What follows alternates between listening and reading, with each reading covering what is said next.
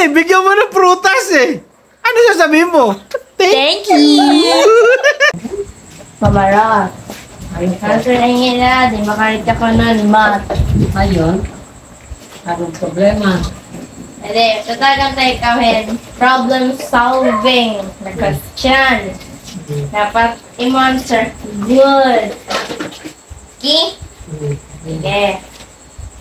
Binigyan kita ng 10 na apple.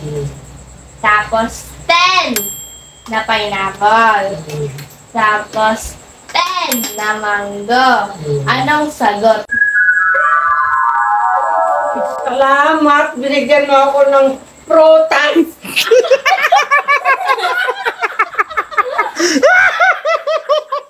Ano? Tama yun. Anong sagot? Anong sagot niya? Anong sagot? Kasi salamat nga! Binigyan mo ako ng prutas! Anong sagot niya? Anong sagot?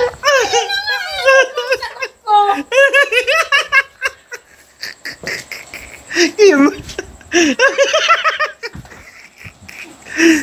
Ito ba naman eh. Bigyan mo ng prutas eh. Ano sasabihin mo? Thank you!